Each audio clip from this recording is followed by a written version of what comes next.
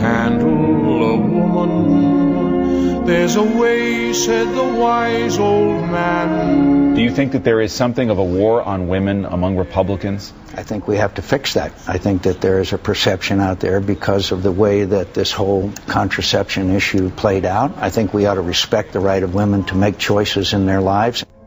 As if all Republicans don't respect the choices of women to make decisions for themselves. McCain never fails to disappoint in standing up for conservatives.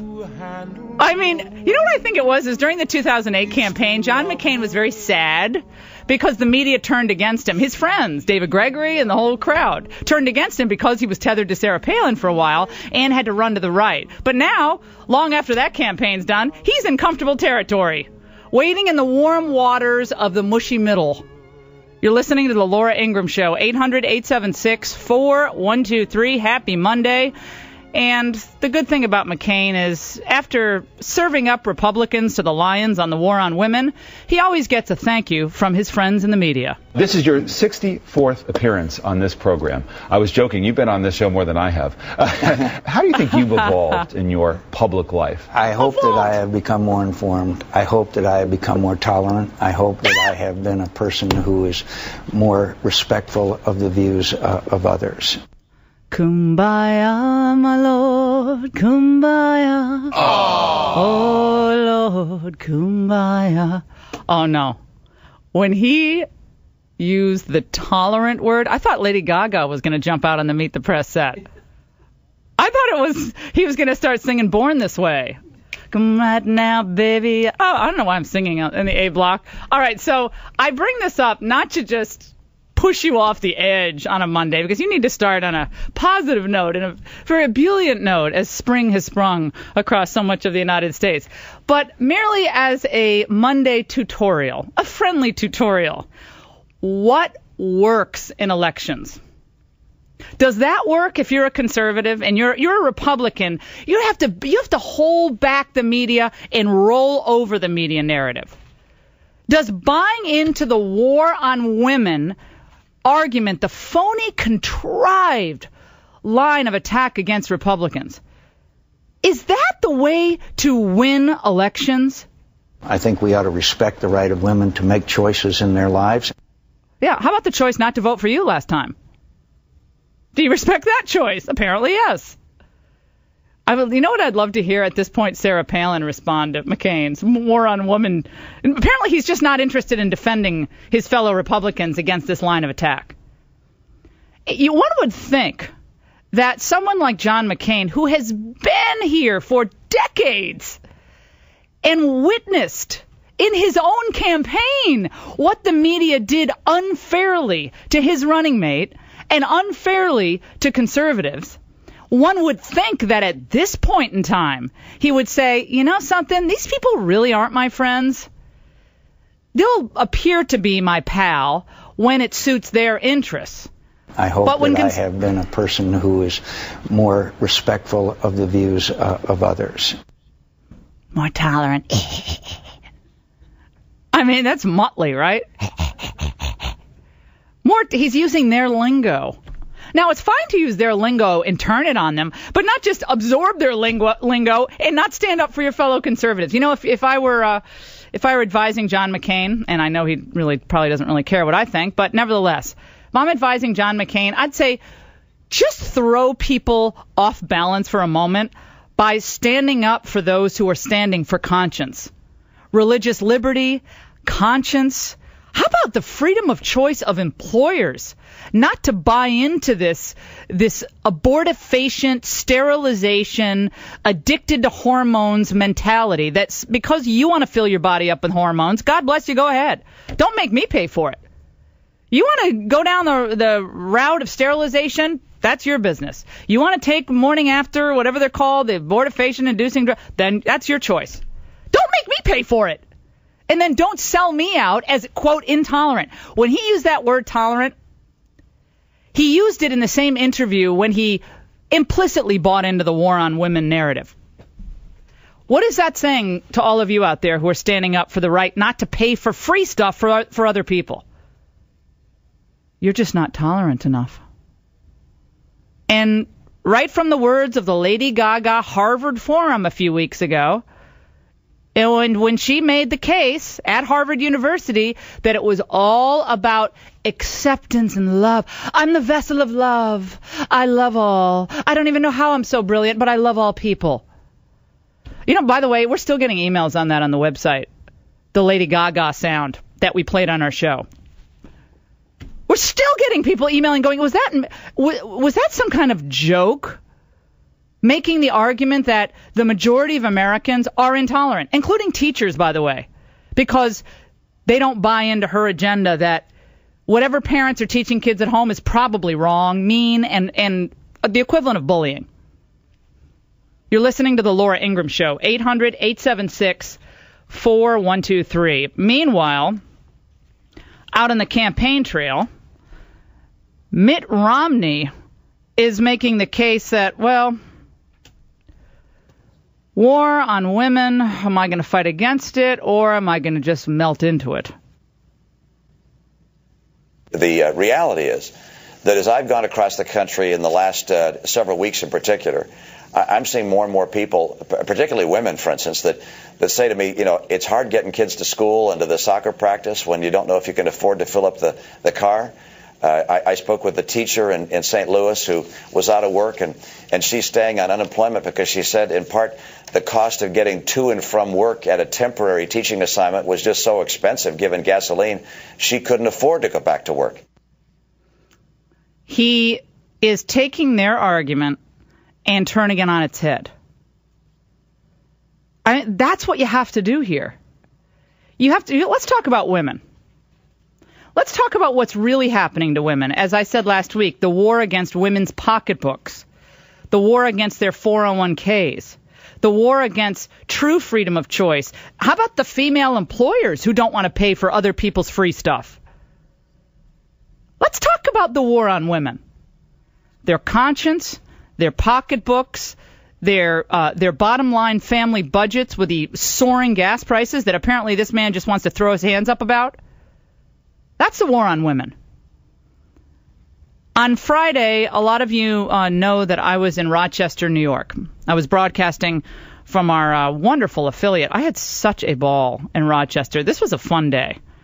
Starting at WYSL with Bob Savage and all the guys who took such good care of us, right down to Alfie the dog. Alfie the dog has more likes on our Facebook page than I do, I've decided.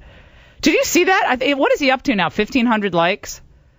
Well, Alfie is just, he was the English sheepdog who was my pet therapy for the entire broadcast. At any rate, so we broadcast from Rochester for a reason. And this ties into the war on women narrative and how to positively roll it over and win that battle. When you think of New York, you think liberal, right? You think loss. There's no way that Republicans can win in New York. It's horrible. Da-da-da-da-da. Let me tell you, over the last 3 weeks or so, I've had the chance to meet and speak with so many incredible people, especially in upstate New York, who are small business owners, mothers, citizens who are just engaged in the political process for the first time. And guess why they're engaged in the political process for the first time? Because finally they believe they have perhaps found someone who properly reflects their values. Meet Wendy Long. Wendy Long is the Republican and conservative choice for New York. On our website, lauraingraham.com, you'll be able to watch her speech to the GOP convention. She spoke to the GOP convention because they were in the process of selecting their nominee to run against Kirsten Gillibrand. By the way, voted by, I believe, the National Journal to be the most liberal senator in the U.S. Senate. She's tied with one other, and I can't remember who it was. I think it was Bernie Sanders. The most liberal person in the U.S. Senate. Along comes a conservative constitutional scholar, Harvard and Northwestern Law School, Dartmouth College, clerk for Justice Thomas, just off the charts, brilliant. And let me tell you, she wowed the crowd. Up against two men, And nothing against them. One of them is a sweet and successful man, and I like him very much, George Maragos. God bless him. He's a local political official out in Long Island. I like him a lot. Greek businessman. He got 27% of the vote. Bob Turner, congressman, who did have that impressive win in the Anthony Weiner special election seat. I like Bob a lot. Bob's about 70 years old, but got up and 48 hours before this convention, he decided to run.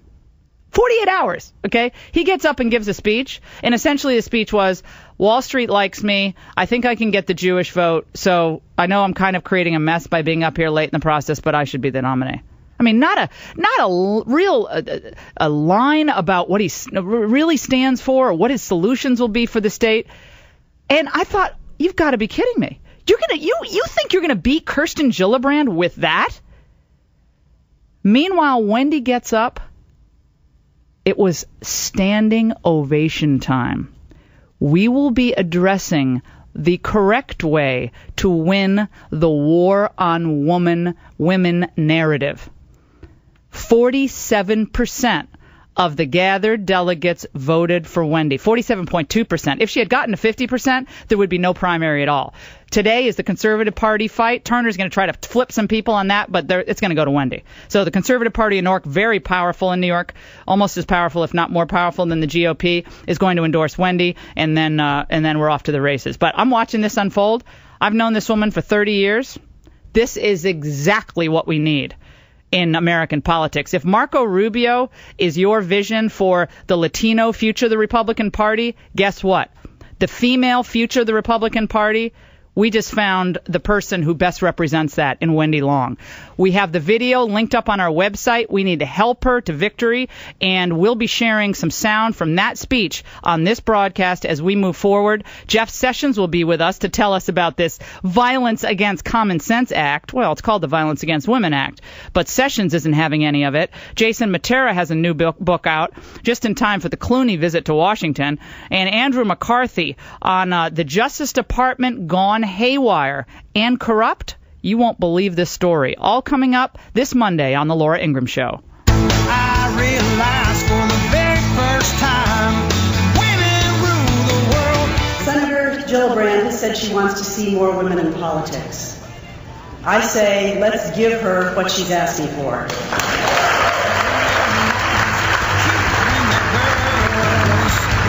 Women rule the world. The Laura Ingraham Show. We men like to think we're in control. We all wanna be, 'cause she's a woman. W-O-M-A-N. I'll say it again. She can rub. My first job was shoveling horse manure out of stables for $4 an hour. It taught me the inherent dignity in all honest work. And something tells me that that experience might also come in handy these days in Washington, D.C. You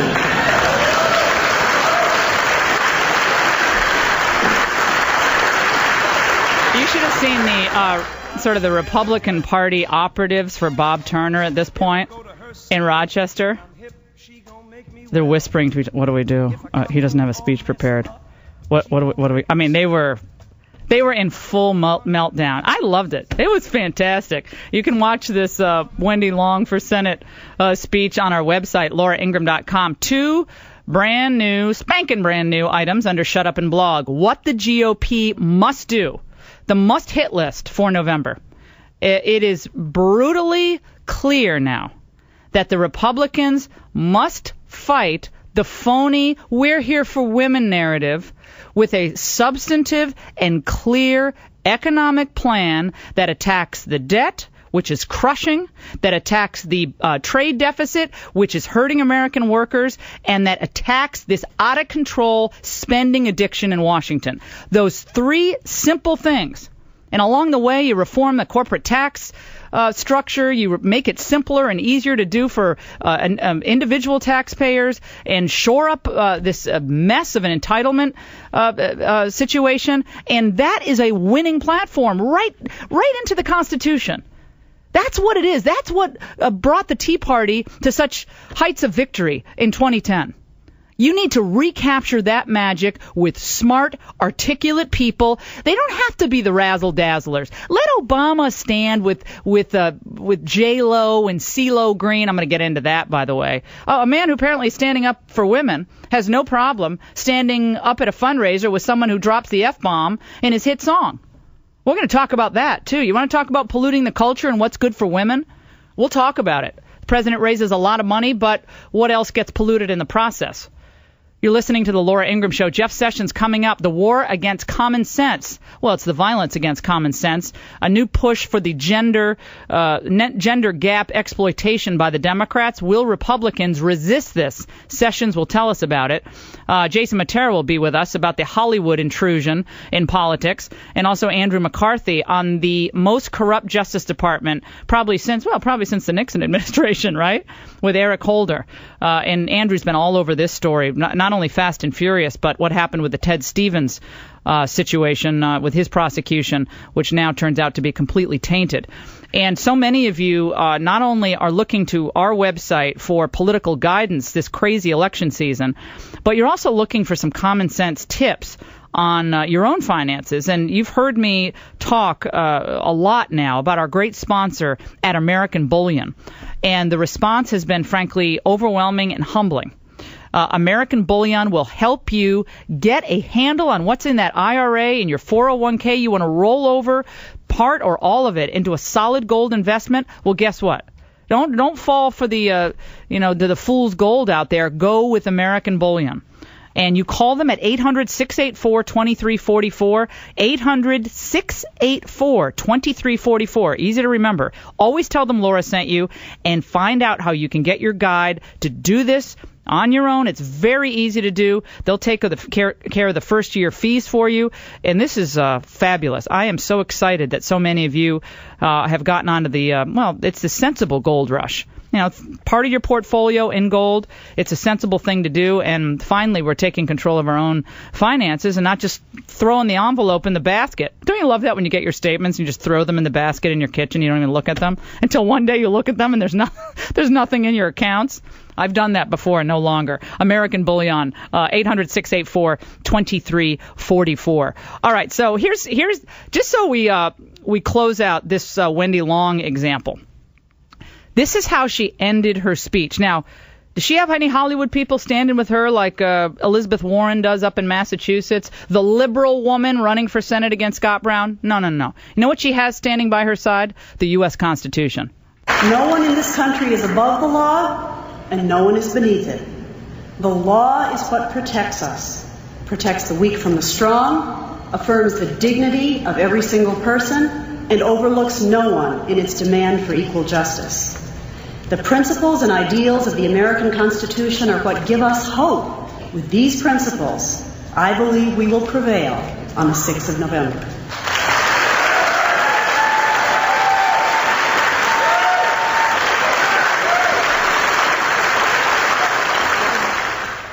I open up the New York Post today, and I see a picture of Bob Turner, who got no applause. A picture of Bob Turner saying, well, the RNC might not give any money to help in New York because they're writing it off. RNC writes off New York. You people are fools. Coming up, Jeff's